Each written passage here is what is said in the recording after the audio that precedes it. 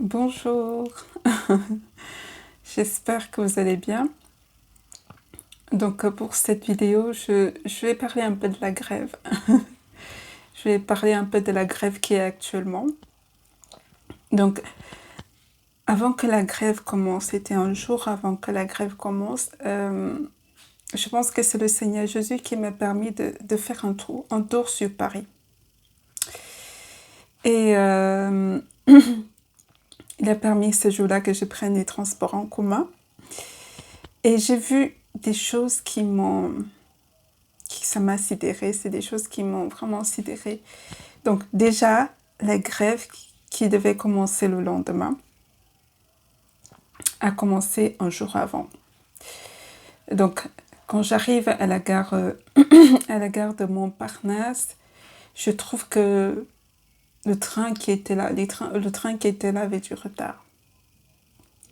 Donc il n'y avait pas grand monde à l'intérieur, donc je m'arrange pour monter et me retrouver au fond pour que les autres puissent monter.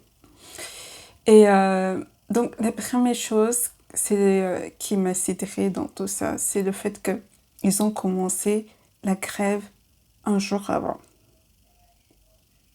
Ils avaient dit que ça devait commencer, je pense que c'était un jeudi, et je crois, je ne suis pas certaine, et un jour avant, ils ont commencé. Donc, imaginons une mère célibataire ou un parent qui sait que la grève va commencer jeudi. Donc, il s'arrange, voilà, je m'arrange avec mon patron. Je vais rester à la maison jeudi parce que je n'ai personne pour s'occuper de mon enfant jeudi. Donc, je m'arrange avec mon patron. Je vais rester à la maison jeudi. Comme ça, on est en paix, on est en sécurité. Et ce jour-là, cette mère célibataire, ce père célibataire ou ce parent arrive à la gare, il n'y a pas de train. Et son enfant que cette personne a laissé à la crèche, se retrouve bloqué à la crèche, à la garderie. Et pourquoi? Parce qu'on lui a pas averti que ça allait... C'était pas ce jour-là que c'était censé commencer, c'était le lendemain. Donc, la personne se retrouve bloquée et j'ai pas trouvé ça bien. J'ai pas trouvé ça... je suis chrétienne, hein, donc j'ai pas trouvé qu'il y avait de l'amour dedans. Donc, ces personnes ont dû vivre ça. Et c'est sûr que ces personnes ont vécu ça. Donc, autre chose qui m'a sidérée, qui m'a terriblement sidérée, c'est ce fait que, étant montée dans le train, qui était en retard, je me suis arrangée pour me mettre au fond, afin que d'autres personnes puissent rentrer, et voilà, et trouver de la place. Mais il y a deux personnes, deux hommes, ça m'a dépassée. Deux personnes qui sont montées dans le train. Au lieu de s'avancer au fond du train, ils sont restés bloqués devant les portes. Mais sans gêne, quoi, sans planter devant les portes, faisant comme si ceux qui voulaient rentrer n'existaient même pas. Ils s'en foutaient carrément. Ça m'a dépassée. Ils restaient là et les gens essayaient de se faufiler pour rentrer. Il y avait de la place au fond, hein. Et les gens, je me dis, mais vraiment, on est dans quel monde ça? Donc, ils sont restés là, plantés devant la porte, sans se préoccuper de ces personnes-là qui essaient de rentrer, qui vivaient la même situation que sans pitié, ça m'a ça m'a dépassée. Et donc, j'étais choquée.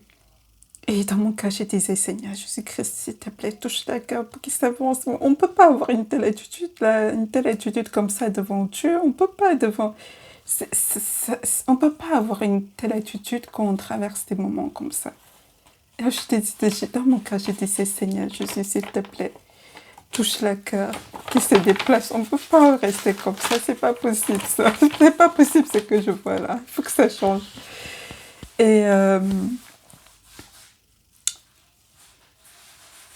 et Dieu a agi. Dieu a agi parce que quelques minutes après ma prière, j'ai vu qu'ils s'est déplacé, ils allaient au fond.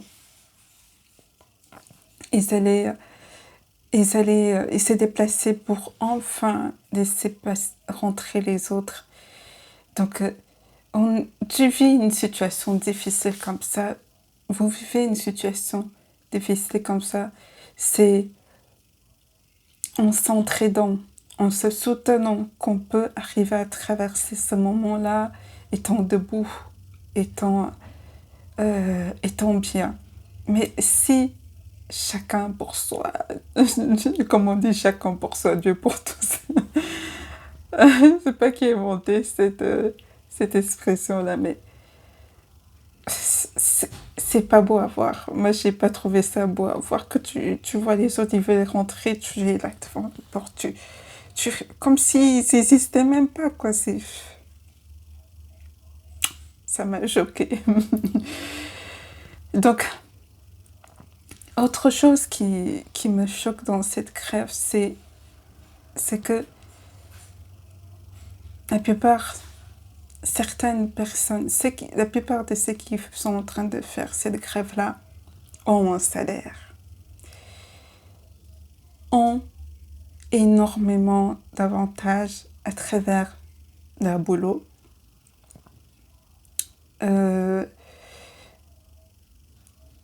Je prends l'exemple du personnel RATP, SNCF. Ils ont des voyages gratuits, ils ont des réductions à droite à gauche, ils ont beaucoup d'avantages. Et c'est pourtant eux qui sont les premiers, qui sont là les premiers à faire la grève. Et ce jour-là, la grève ne devait pas commencer ce jour-là, mais ils étaient déjà les premiers à faire la grève. Ça m'a choquée, quoi. Et pourquoi ça me choque, c'est parce que je prends mon exemple, je me prends un exemple. Je n'ai pas de salaire actuellement. Je n'ai pas autant d'avantages qu'eux. Mais tu ne me verras pas aller gréver. Tu ne me verras pas aller participer à une grève. Tu ne me verras pas faire ça. Parce que je vais quelque part. Et aller gréver, ça va me perdre du temps. Donc, je vous explique un peu mieux. J'ai terminé un CDD il n'y a pas longtemps, au mois de septembre, avec le département. Et je comptais sur l'attestation que le département devait, l'attestation acidique que les départements devaient me remettre pour toucher les allocations au chômage. Et donc, qu'est-ce qui s'est passé? Avant de partir, que mon CDD s'arrête, j'avais demandé ce papier-là. Est-ce qu'on pouvait me donner ce papier-là? Donc, on m'avait dit non, il sera envoyé plus tard. Donc, je laisse. Et parce qu'il y avait une collègue à moi qui avait eu déjà des difficultés avec ce papier-là. Donc, elle m'avait mis au courant. Voilà, fais attention, ça se passe comme ça. Donc, j'avais demandé, il m'avait dit non, il faut attendre, ça va vous arriver par la poste. Donc, je rentre chez moi, c'est fini mon CDD, j'attends 1 semaine, pas de papier, 2 semaines, pas de papier, 3 semaines, pas de papier. Et je voyais la fin du mois arriver, je disais, il me faut des allocations pour pouvoir vivre, moi et mon fils. Et donc, je me déplace, je vais au département des ressources humaines pour leur demander ces papiers-là. Bien que sur place, bien que devant eux, qu'est-ce qu'ils me répondent? Ils me disent de repartir et qu'ils allaient envoyer par la poste.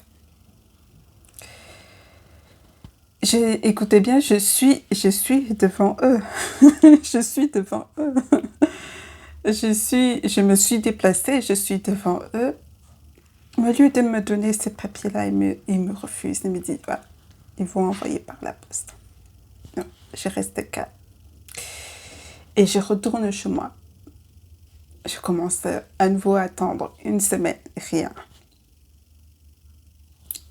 La fin du mois était passée, donc je ne pouvais plus toucher les acédiques ce mois-là. C'était passé.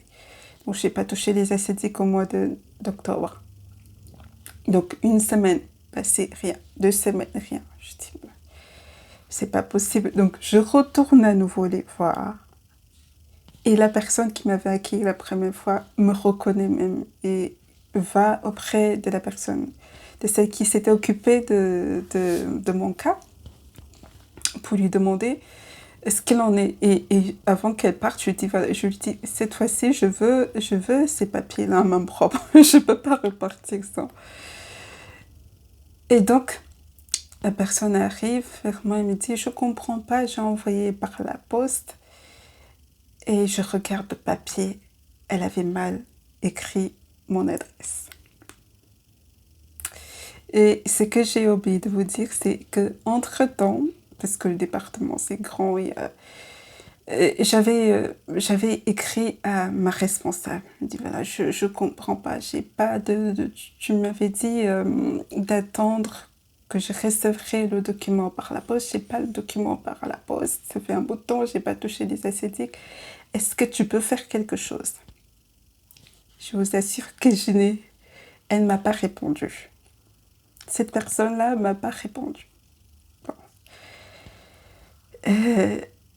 Et donc, je suis restée calme.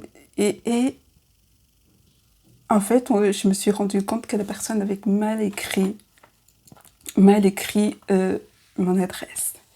Est-ce que c'était la première fois que je recevais des courriers du département? Non, c'était pas la première fois. J'avais dans le passé reçu des courriers du département. Donc, c'est cette personne qui avait mal écrit mon adresse. Cette personne qui aurait dû me manifester de l'amour. Je ne sais pas si c'est de l'amour ou du discernement, de se dire que cette personne s'est dépassée. Je ne vais pas la faire retourner. C'est quoi un papier? Je vais lui donner le papier. Ce qu'elle est venue chercher, je lui donne.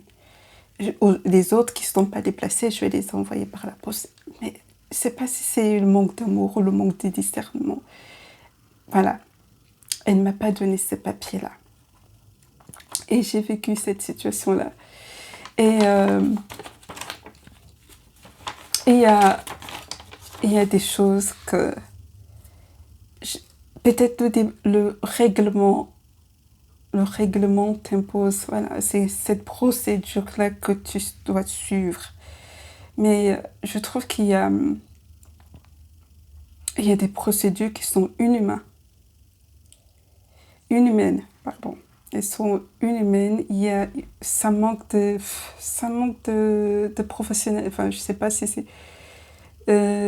ça manque d'amour dans ça. Ça manque de discernement. Ça manque de cette chose-là qui te permet d'entrer au paradis. Parce que tu as une personne qui se déplace, qui te demande... Ça manque de ça, le règlement. Donc, on devrait appliquer, même s'il y a un règlement, il y a des situations où tu dois mettre ton règlement de côté. Dis, dans cette situation, je vais appliquer plutôt l'amour. Je vais appliquer la bienveillance. Je vais appliquer la gentillesse pour d'autres. Sinon, je risque de passer pour quelqu'un qui n'est pas professionnel, quelqu'un qui fait pas bien son boulot. Voilà, c'est des choses que chacun de nous dans son travail doit toujours avoir manifesté. Il y a un règlement, oui, on doit respecter le règlement, mais parfois le règlement dans cette situation n'est pas applicable, n'est pas à appliquer. On met le règlement de côté on se souvient que la priorité dans notre vie, c'est de marcher aussi dans l'amour. C'est pour entrer au paradis, on doit marcher dans l'amour. Sinon, tu as beau appliquer le règlement des hommes, mais devant Dieu, est-ce que tu parais juste? Est-ce que tu parais bien? Donc, j'ai vécu cette situation difficile, mais est-ce que tu m'as vu aller participer à une grève? Est-ce que tu m'as vu hausser le ton? Non, il m'est arrivé tout ça, je suis restée calme, j'ai pas haussé le ton, j'ai pas essayé de discuter, j'ai pas... Parce que c'est une telle perte de temps. Et j'aime pas perdre mon temps, mon temps est précieux. Et, euh, et c'était pas évident parce qu'au mois d'octobre, j'ai pas eu d'allocation, j'ai touché un, un peu, la CAF m'a versé un peu de RSA, enfin prime d'activité. Et ça, c'est au mois d'octobre, j'en ai pas eu d'allocation chômage, ni au mois de novembre. Et mais c'est que la CAF m'a surprise ce mois-ci. Elle m'a versé 370 € à peu près. J'ai pas le montant exact en tête, à peu près 370 €. Et je me suis dit, depuis quand une mère seule avec un enfant, on lui verse moins de 400 € par mois? Et il m'arrive tout ça, mais voilà, pas de grève. Pourquoi? Parce que j'ai planifié ma vie, enfin je suis en train de planifier ma vie. Elle est peut-être aujourd'hui, elle est comme elle est. Elle paraît pas facile. Elle paraît pas facile à vivre. Mais dans le futur, demain après-demain, j'ai prévu qu'elle ne sera pas comme ça. Et si je veux que cela arrive, ce n'est pas en allant perdre mon temps à droite à gauche avec des grèves, avec des discussions. Non, je dois travailler, je dois bosser, je dois faire des choses pour que cela arrive. Je dois me priver de certains plaisirs pour que cela arrive. Je dois me priver des choses pour que cela arrive. Quand tu veux aller quelque part, les gens qui ont des projets, les gens qui veulent aller quelque part, tu les verras pas tellement participer à des activités comme ça. Parce qu'ils ont une vision. Je veux aller là. Ma vie se retrouve là. Je veux que la vie de mon enfant se retrouve là. Donc ils ont planifié. Et ils se battent pour ça, malgré les difficultés qu'ils peuvent avoir autour. Ils se battent tous les jours pour y arriver. Donc, je compte avancer, malgré que c'est un peu pas évident aujourd'hui. Mais quand tu es déterminé, tu soulèves les montagnes, comme on dit. Les montagnes se soulèvent devant toi. Et ce que tu veux arrive à un moment ou un autre. La preuve, il y a quelque temps, les notes de mon enfant le mettaient parmi les derniers. Mais j'ai dû me priver des choses. J'ai dû le priver des choses pour qu'on se mette à travailler, pour l'amener quelque part. J'ai une vision pour lui, voilà, je veux l'amener là. Et aujourd'hui, c'est autre chose. Les bonnes notes qui me ramènent de l'école, ça me remplit de joie. Et cela n'aurait jamais pu arriver si je ne faisais rien, si je ne participais pas à sa réussite, si je délaissais son éducation pour aller gréver, pour aller faire ça. Non, je suis en train de profiter de ces bonnes notes-là qu'il a. Pourquoi? Parce qu'on prend le temps. Il faut un temps nécessaire pour ça. On prend le temps de travailler sur ces cours, de découvrir. on y met le temps, c'est là qu'on y met. C'est ça qui est important, c'est pas la grève. Je dois mettre mon temps dans ce qui est important. Je dois mettre mon temps dans ce qui me fait avancer, dans ce que je sais que demain, ça va me rapporter. Hein. Si je mets mon temps dans mon fils, j'investis mon temps dans mon fils qui va me rapporter plus tard. Oh mon Dieu, j'espère que ce sera des milliards. Ce serait bien. Voilà, donc il y a dans la vie des choses dont on doit se priver parce qu'on sait qu'on va quelque part.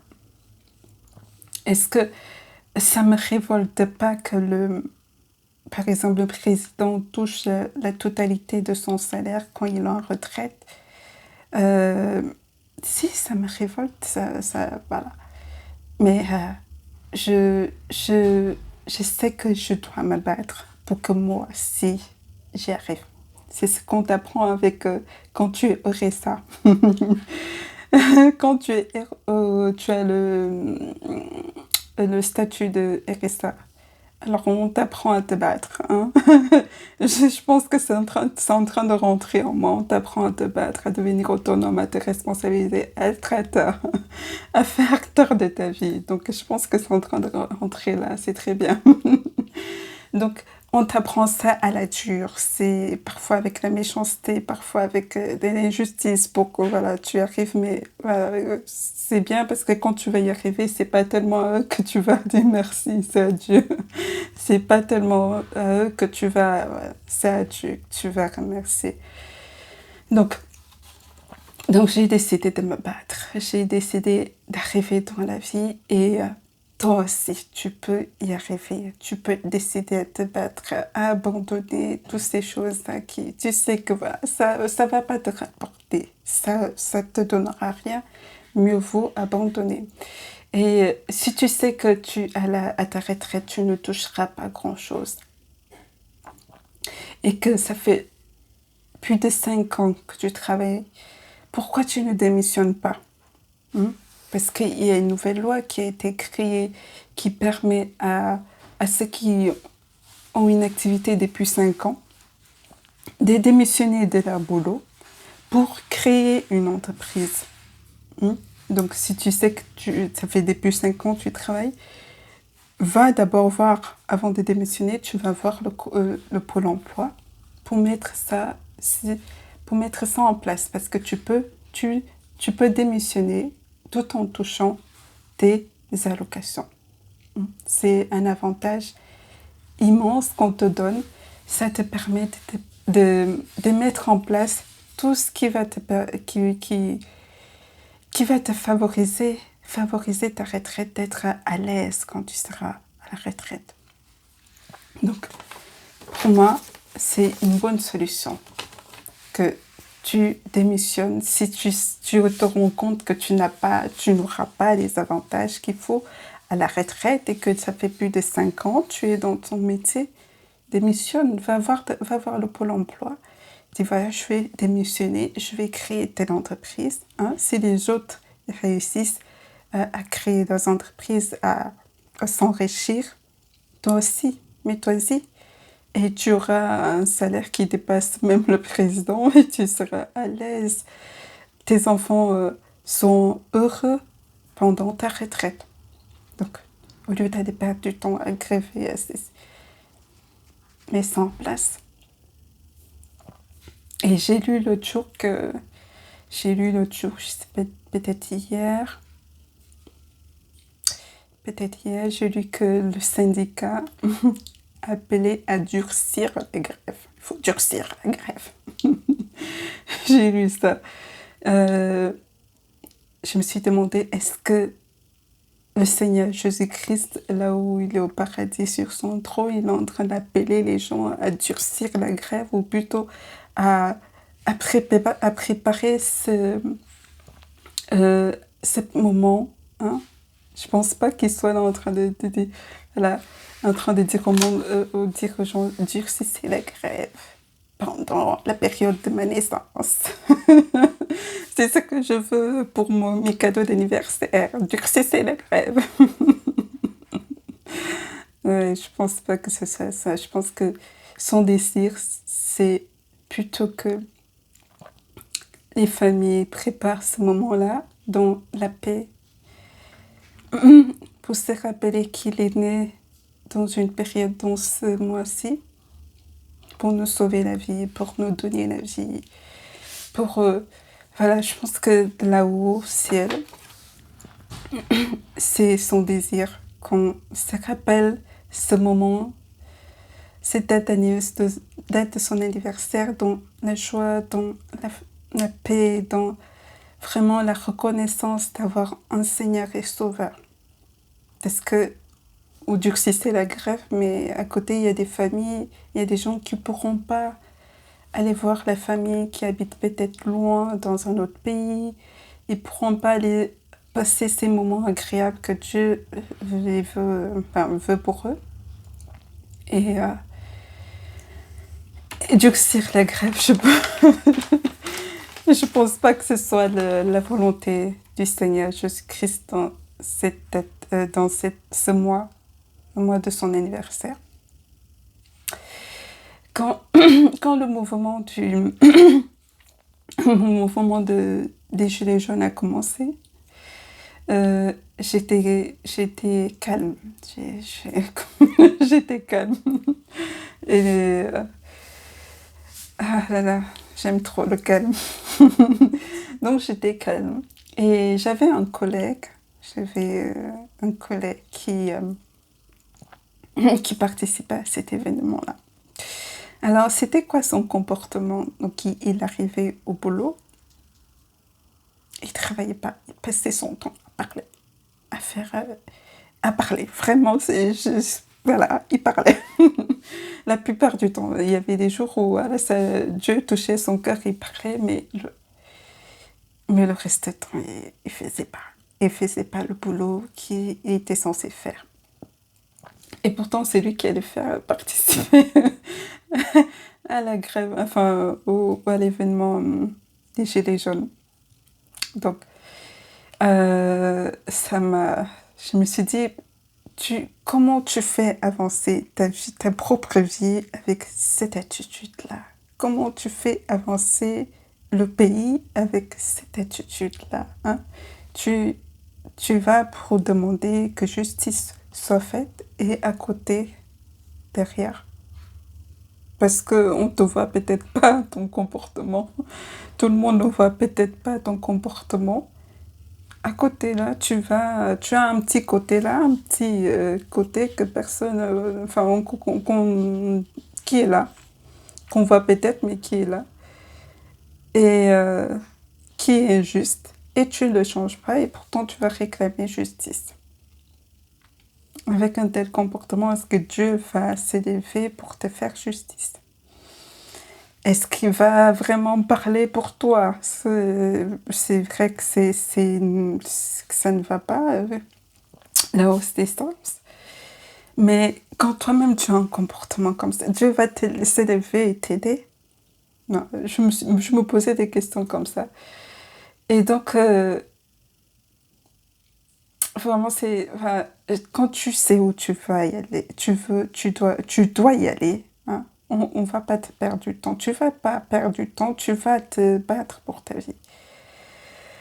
Et c'est ce que je vous demande de faire. Voilà, c'est ce que j'avais à dire pour cette vidéo. J'espère que ça va aider.